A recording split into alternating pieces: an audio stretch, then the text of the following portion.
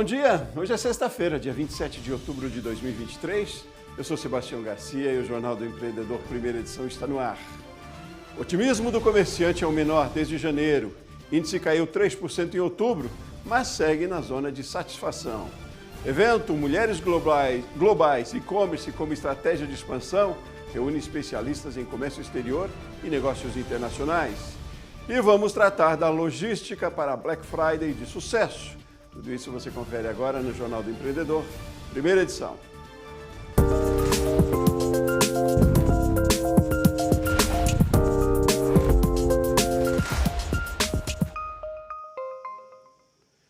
O índice de confiança do empresário do comércio de outubro é o menor desde janeiro. Ele alcançou 112,1 pontos. O ISEC é medido pela Confederação Nacional do Comércio de Bens, Serviços e Turismo e, na análise do presidente da entidade, José Roberto Tadros, abre aspas, o setor sentiu a desaceleração da atividade econômica, tendo uma margem de lucro mais apertada, além da alavancagem e a inadimplência empresarial estarem em níveis mais altos, o que desafia a gestão de caixa. Fecha aspas. Mas veja só, a queda de preço nos alimentos incentivou o aumento do consumo nos lares brasileiros. E a expectativa é de mais compras com a proximidade das festas de fim de ano. Confira na reportagem de Rodrigo Leite. Na hora das compras, já deu para perceber que tem produto mais barato. O pão, a carne moída. Um levantamento da Associação Brasileira de Supermercados mostrou que em setembro, a cesta com produtos de largo consumo no país ficou 1,72% mais barata que no mês anterior. Entre janeiro e setembro, a cebola foi um dos produtos com maior queda, quase 50% em relação a 2022. Batata, feijão e as carnes também tiveram baixas expressivas no mês, o que dá um alívio no bolso do consumidor. Se abaixar um pouco mais, melhora mais a situação da gente. O clima ajudou a aumentar a produção de hortaliças e melhorou a oferta dos produtos nos mercados. Já nos itens de limpeza, houve recuo de preços em todos os produtos. A maior queda foi no sul do país, seguido por Nordeste, Sudeste, Centro-Oeste e Norte. Com essa queda nos preços dos produtos da cesta básica, o consumo aumentou quase 3% de janeiro a setembro. E a tendência é aumentar ainda mais nos próximos meses com a proximidade das festas de fim de ano. E a economia começou a se reaquecer e a gente sabe que a economia é um passo a passo, é um momento lento, mas ele cresce. E agora a gente está embalando, é um momento muito especial esse. As maiores especialistas em comércio exterior e negócios internacionais do país participaram do evento Mulheres Globais e-commerce como estratégia de expansão. O evento foi uma iniciativa da Confederação Nacional da Indústria em parceria com a Apex Brasil. A Camila Xavier acompanhou e traz os detalhes. Despertar e incentivar as mulheres empreendedoras para o mercado digital internacional. Esse foi o objetivo do workshop Mulheres Globais E-Commerce, Estratégia de Expansão, que reuniu nesta quinta-feira no auditório da Confederação Nacional da Indústria em Brasília, grandes nomes femininos que representam o mercado de comércio e exportação. Um programa que vai oferecer capacitação, que vai oferecer preparação para as empresas, para que elas tenham uma estratégia mais adequada para utilizar o comércio eletrônico como uma ferramenta de entrada e de manutenção no comércio internacional. Então a gente acredita fortemente que o e-commerce é uma coisa que ajuda muito as empresas a entrarem no mercado internacional e mais ainda as empresas lideradas por mulheres.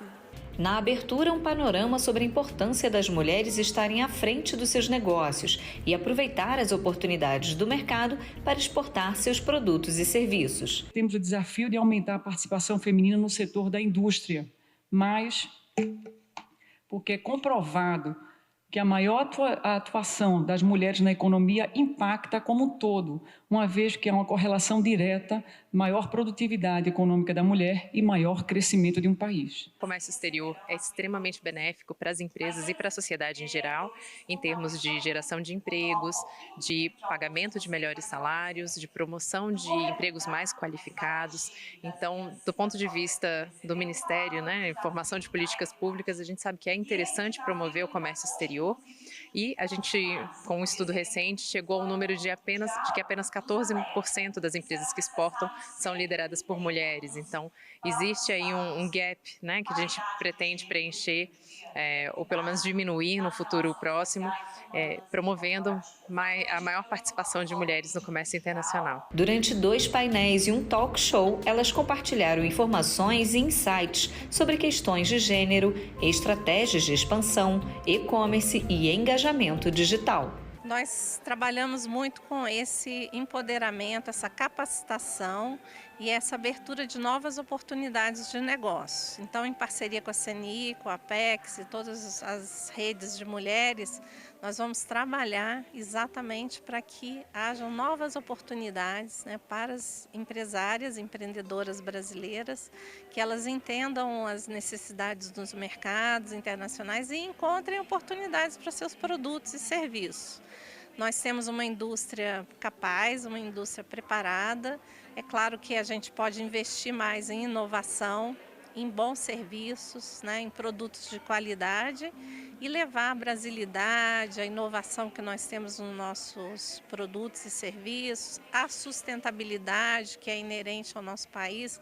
Então, a gente trabalhar isso, sim, em mercados internacionais. O workshop marcou o início do programa Mulheres no E-Commerce Internacional, que será dividido em fases durante 7 meses. Ao término do programa, 40 empresas dos setores de alimentos, bebidas, moda e cosméticos vão estar prontas para ingressar no mercado de e-commerce internacional. Nós sempre ficamos na CNI preocupados com a participação de mulheres empresárias no mercado internacional. E a pandemia trouxe uma oportunidade para que empresas aproveitassem o e-commerce como estratégia de negócios. Então, nós juntamos essas duas coisas, trabalhar com lideranças empresariais, com mulheres empresárias e ajudá-las a montar a estratégia do e-commerce. Isso é dessa inquietação que nasce o Mulheres Globais. As inscrições estão abertas. A partir de hoje, empresas interessadas acessam no portal da indústria, portaldaindustria.com.br, todas as condições de participação e boa sorte. E no próximo bloco, a prévia da inflação de outubro é menor que a de setembro. Saiba qual foi o número daqui a pouquinho. Nós voltamos já já.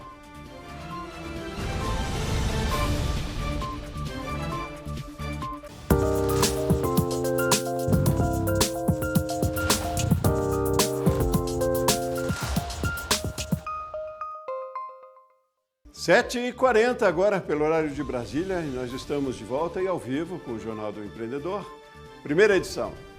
Olha, a prévia da inflação oficial do mês de outubro ficou em 0,21%, abaixo da taxa de setembro, que foi de 0,35%. O resultado divulgado pelo IBGE foi influenciado principalmente pela alta nos preços das passagens aéreas, que subiram 23,75%, e representam 0,16 ponto percentual do índice. Apesar do item transporte ter representado maior impacto positivo na taxa, o comportamento dos preços dos combustíveis ajudou a inflação a não ser maior, com queda de 0,44%, motivado pelas baixas da gasolina, do etanol e do gás veicular. Apenas o diesel teve alta em outubro. Quitar dívidas e empréstimos é uma jornada desafiadora que requer bom planejamento e disciplina financeira. Por onde começar? Quais as estratégias para sair das dívidas e conquistar, inclusive, a independência financeira? É o que vamos saber agora com o Rogério Brandão. Ele é planejador financeiro, mentor sênior e acionista da Academia Serafinha, empresa especializada em planejamento financeiro. Bom dia, Rogério, tudo bem? Bom dia a todos. Ótimo, obrigado, viu, por aceitar nosso convite e conversar com a gente. Rogério, qual é o primeiro passo, então, para a gente começar aí a pensar, sair ou pelo menos planejar bem empréstimos e dívidas? Bem, o primeiro passo essencial é avaliar completamente sua situação financeira. Então, isso inclui o quê? Você identificar todas as suas dívidas. Então, vai categorizar elas pelas taxas de juros, os prazos de vencimento, que tipo de dívida que a gente está tratando, é um empréstimo, é um financiamento. E aí, em seguida, o próximo passo é você começar o quê? Priorizar, fazer um planejamento, priorizando as dívidas com as taxas de juros mais altas. Claro, vai depender um pouco do tipo da dívida, mas normalmente, via de regra, você vai priorizar as dívidas com as taxas mais de juros mais altas, mais elevadas. E em paralelo, você tem que começar a fazer o quê? Um fundo de emergência. Por quê? Porque com esse fundo de emergência você vai evitar de recorrer a novos empréstimos caso você tenha algum novo imprevisto, alguma despesa que você não estava prevendo ou que você achou que ia ficar mais para frente. Então, o primeiro passo é esse: entenda a sua situação financeira, categorize as suas dívidas colocando em primeiro lugar para pagamentos que têm as maiores taxas de juros e, em paralelo, começa a fazer um fundo de emergência para que você lá na frente evite ter que recorrer a novos empréstimos quando você tiver algum imprevisto ou alguma necessidade. Certo, mas a partir daí, depois de ter feito o planejamento, ter identificado e ter também o fundo de emergência lá garantido, mas qual é a estratégia para evitar que se volte, para que o controle seja eficiente? Com certeza. A estratégia mais eficaz nesses casos é você conhecer seus números. Então, você conhecer seu padrão de vida. Quanto eu realmente ganho, quanto realmente eu gasto, no que é que eu gasto.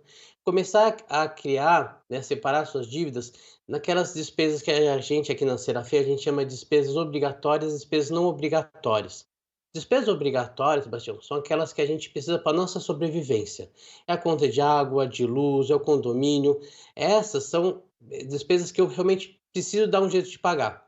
Já as despesas não obrigatórias são aquelas que, por mais sacrificante que seja eu ter que reduzir ou muitas vezes cortar ela, eu consigo. Então é uma academia, é aquele restaurante todo final de semana. E aí, a partir de identificar essas despesas, e aí o que a gente recomenda quando a gente faz o planejamento financeiro? Pega os últimos 3 meses e vê a regularidade desses pagamentos. E aí você vai conseguir identificar no seu percentual quanto você tem de despesas obrigatórias, quanto você tem de despesas não obrigatórias. E aí, quando você for começar estudar suas dívidas, começar a priorizar os pagamentos delas, e aí você verificar que você precisa reduzir o seu orçamento, você vai começar pelas despesas não obrigatórias. Porque, como eu falei, teoricamente são mais fáceis a gente pensar em reduções. É muito mais fácil eu pensar em diminuir minha academia, vendo ir numa academia que eu estou indo, que eu estou pagando R$ 1.000, e para uma que eu vou pagar 200, ou talvez por 3, 4 meses eu cortar e retomar depois, do que eu pensar em reduções como conta de luz, conta de água, que é muito mais difícil. Tem armadilhas aí no meio do caminho também, né? Precisa ficar atento, né? Quais são as armadilhas aí para não se perder? As armadilhas são os pequenos gastos. Então, muitas vezes, Sebastião, a gente negligencia os nossos pequenos gastos. Os grandes gastos a gente conhece. Eu sei quanto eu pago de condomínio, de escola, eu sei os meus maiores gastos. O problema muitas vezes são nossos pequenos gastos. E muitas vezes a gente começa, e muitas vezes esses pequenos gastos são gastos supérfluos. E tem até uma frase do Benjamin Franklin que ele fala que são os pequenos furos no navio que fazem o navio afundar. E por isso que a gente precisa identificar realmente para onde está indo o nosso dinheiro e realmente se esses pequenos, a gente chama aqui de furos no balde, esses pequenos furos no balde, quanto que estão comprometendo o nosso orçamento. Então as armadilhas são os pequenos gastos e também, Sebastião, muitas vezes a pessoa acha que não vai ter imprevistos, mas a gente vai ter imprevistos na nossa vida. Porque a nossa vida é muito dinâmica, a nossa vida, a gente tem que ter imprevistos na vida também, né? Então a gente tem que estar preparado para elas.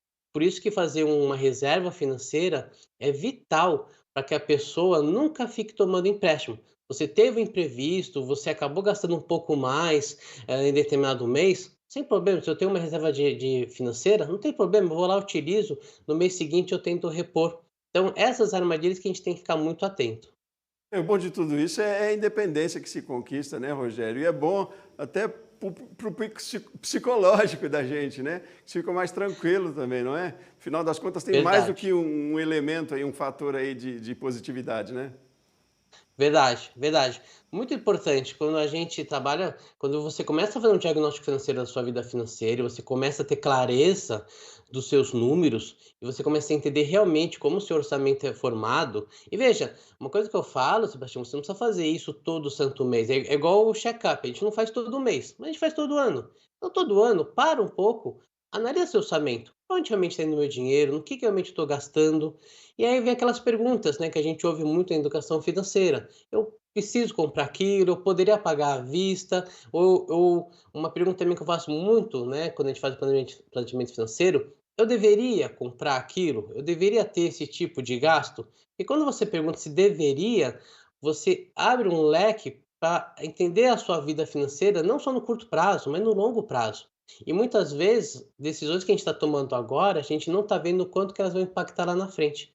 Por isso que eu sempre falo, né? Muitas vezes a pessoa fala assim, dinheiro traz felicidade ou não?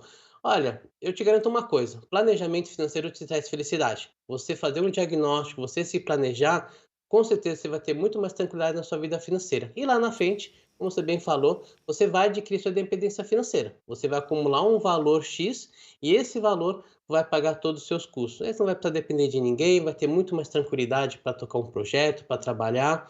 Essa é o objetivo final, né? Você ter clareza dos seus números, você ter consciência financeira e aí lá na frente você vai atingir o quê? O bem-estar financeiro. Você vai ter um bem-estar na sua vida, você vai poder focar na sua saúde, na sua família e tudo mais. É bom para a vida, bom para os negócios, né? Muito mais porque dá eficiência também, né? E competitividade. Rogério Brandão, obrigado pela sua participação aqui com a gente no Jornal. Eu que agradeço, Sebastião. Bom dia a todos, bom dia aos seus ouvintes. Muito bem. Olha, um projeto para mulheres ajuda a capacitá-las para os negócios. É o Salto Alto, que sai dos pés para a cabeça de futuras empreendedoras. Uma aposta na capacitação delas. Confira na reportagem de Camila Xavier.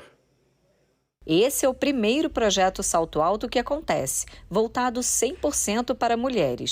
Já teve 110 inscrições. São 8 cursos gratuitos com certificação que tem como intuito impulsionar oportunidades de carreira e capacitar as mulheres no vasto universo dos negócios. Me desculpem os homens, mas é uma realidade. Eu já participei de projetos voltados para homens e a gente teve um número de inscrição muito baixa e, além disso, na entrega dos certificados, um número menor ainda. Então, quando a gente faz um evento para mulheres, um projeto para mulheres, a gente sabe que esse projeto vai ter um alcance maior, porque as mulheres elas não desistem, elas iniciam ali o projeto e elas terminam esse projeto. A gente entende que ter conhecimento nos leva além. Então, a gente está sempre buscando aprender mais, né? Se você não sabe, você precisa fazer um curso para aprender. E as mulheres elas estão sempre mais focadas nesse sentido do que os homens. O projeto Salto Alto, ele surgiu para empoderar as mulheres dentro da formação em empreendedorismo em diversas áreas. Então, são 8 cursos oferecidos para as mulheres, não só da comunidade do Recanto das Emas, mas também para as comunidades ao redor. Os cursos acontecem no período da manhã e à tarde, cada turma com aproximadamente 8 alunas. O que elas estão aprendendo aqui é a gerenciar as próprias redes sociais, no caso do trabalho delas, e também estão tendo instrução aqui de como começar com o serviço social mídia. E a importância é bem óbvia, né, gente? As redes sociais estão crescendo muito e hoje, se você não se atualizar, você fica para trás. Rita de Cássia começou empreendendo com artesanato. Ela fazia biscuit, mas não teve muito êxito com o negócio. Falta de conhecer e saber trabalhar com as ferramentas na área nas redes sociais. Saber divulgar meu trabalho. Então, a questão de não saber e aprender a lidar com meus clientes, específico para redes sociais, não me levou ao sucesso. Tudo que a gente consegue aprender é uma escadinha, né? Um passo a mais você dá.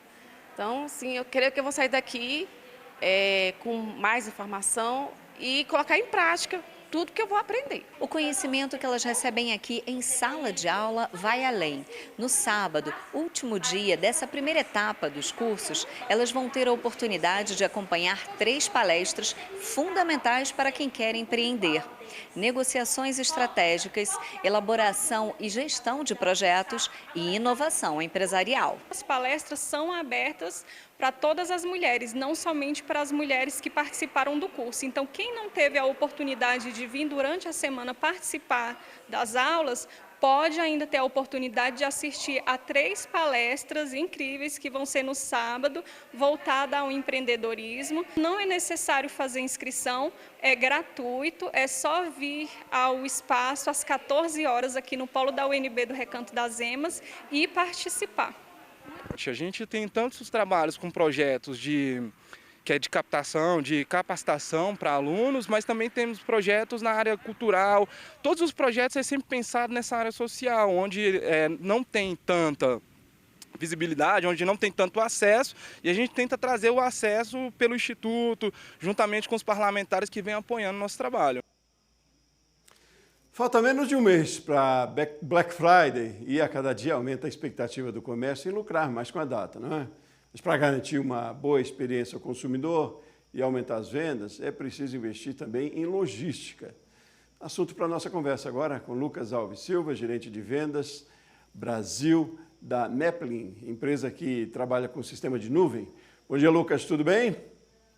Bom dia, Sebastião, tudo ótimo. Tudo bem. Lucas, então é preciso um planejamento logístico, né? A primeira coisa, o que é o planejamento logístico? Como funciona? O planejamento logístico ele vai muito além daquela questão de você fazer a rota do seu centro de distribuição até a casa do seu cliente. Ele consiste desde o início na captação do endereço para evitar que tenha erros de digitação, para que você consiga ter ali a parte da inteligência por trás da roteirização da sua frota. Dessa forma, você consegue ter a maior eficiência energética, olhando principalmente para a pegada de carbono, que as empresas estão se preocupando cada vez mais por conta do meio ambiente, e também tendo uma assertividade na data, horário de entrega ali da encomenda do cliente final. E quais são as ferramentas que a gente tem disponível hoje no mercado, que os empresários podem usar do planejamento para que a entrega, a venda chegue de forma eficiente no seu cliente? Bom ponto, Sebastião. Atualmente, em parceria com o Google, a MapLink ela é a maior parceira da tecnologia de Google Maps aqui na América Latina e Brasil. Então, desta forma, nós temos um produto onde nós conseguimos minimizar o impacto da captação do endereço. Então, por exemplo, quando você vai fazer alguma digitação de endereço, principalmente em regiões como Brasília, Goiás, que tem um endereço ali um pouco peculiar, quadra 2, setor sul, ela preenche automaticamente ali o endereço para que evite que você tenha algum endereço digitado errado. Um exemplo que eu gosto de utilizar muito é que cada tecnologia dessa solução são como peças Lego, então você consegue complementar. Além dessa tecnologia que evita que tenha ali o input de dados, de endereços de forma incorreta, você também consegue ter uma inteligência artificial por trás para poder fazer a melhor roteirização. Então, por exemplo, você tem uma frota de 50 veículos e esses veículos eles têm que fazer uma rota eficiente para que ao final do dia ele chegue de volta ali ao seu centro de distribuição. Mas como que vai ser a rota que ele vai fazer? Quais serão as sequências de entregas lógicas que estarão ali atreladas? Então, desta forma, nós temos uma tecnologia onde nós conseguimos fazer a roteirização dessas entregas aliado com uma assertividade no período de entrega. Então o cliente ele fica ciente de quando que ele vai receber a encomenda, através de notificação push, através de mensagens ali no WhatsApp ou no SMS, e também isso fica pronto sempre na noite anterior a que o caminhão saia, que o veículo saia para poder fazer as entregas. É uma solução voltada para a mobilidade, focada 100% na entrega da última milha ou até mesmo em delivery on demand, que são os serviços que nós temos atualmente aí de alimentos com algumas plataformas que já existem aqui no Brasil. Bom, então, ferramentas a gente tem, tecnologia tem disponível, mas que logística a gente tem ainda para a eficiência desse serviço? O ponto-chave, Sebastião, é fazer a implementação. Muitos operadores, muitos clientes, muitos sites de e-commerce, eles não têm ali um conhecimento de como que essa tecnologia ela consegue agregar valor na sua operação. Muitos operadores, ou até mesmo muitos sites, eles ainda utilizam a base de CEP, que é uma base pública disponibilizada pelos Correios. Só que essa base ela tem uma certa imprecisão. Alguns municípios têm a necessidade de ter apenas um único CEP por conta da sua população, da quantidade de ruas que possuem. Então, isso deve gerar uma certa imprecisão quando você vai fazer alguma busca por alguma região, por alguma rua, ou até mesmo ruas que não existiam nessa base dos Correios, que era atualizada de anos em anos. Então, o momento que nós temos para poder agregar nessa questão logística é oferecer os famosos casos de uso. Uma procura que está tendo bastante agora por conta dessa Black Friday é a opção de compre e retire. Então, alguns dos nossos parceiros já estão implementando a seguinte solução. Você fazer uma compra no seu website, você consegue entender se é mais rápido você esperar com que esse produto chegue até a sua residência ou se tem alguma localização, alguma unidade próxima à sua casa que você possa estar retirando no próximo dia ou no mesmo dia, em questão de horas. Algumas lojas já têm essa disponibilidade, mas ainda é algo que tem uma pista enorme aí para que a gente possa estar trilhando. Mas, Lucas, você vê uma iniciativa já dos empresários e de que segmentos que têm buscado essas soluções? Como é que é o cenário hoje no nosso mercado? Nos anos de 2020, 21, 22, sequencialmente ele tem tendo uma alta, porque inevitavelmente a pandemia acabou deixando algumas características no perfil do consumidor. Então, os consumidores ficaram mais exigentes, né, com essa questão de ter ali uma assertividade maior na taxa de entrega. E sempre nos meses, 5, 6 meses antes a essa temporada de vendas, de final de ano, iniciando ali pela Black Friday, há uma alta na procura dessas soluções. Então, quando nós estamos mapeando as nossas campanhas de marketing, até mesmo prospecção de possíveis leads, sempre tem ali uma segmentação maior, sempre voltada para o segmento de e-commerce, para o segmento de real estate, que é imobiliário que, querendo ou não, tem até essa questão de alta no final do ano por questões de finalização de contratos de locação de imóveis e também essa questão de operação logística de última milha. Então, empresas que trabalham com um produto físico e fazem essa opção de entrega até a casa do estabelecimento têm uma alta em torno de 32% a 35% na procura por essas soluções. Muito bem. Lucas Alves Silva, gerente de vendas da MapLink, obrigado pela sua participação aqui com a gente no Jornal. Eu que agradeço, Sebastião. Bom dia a todos. Bom dia. Bom, e assim a gente termina essa edição do Jornal do Empreendedor. Mais notícias ao vivo na edição das 11h30. Espero por você. Até mais.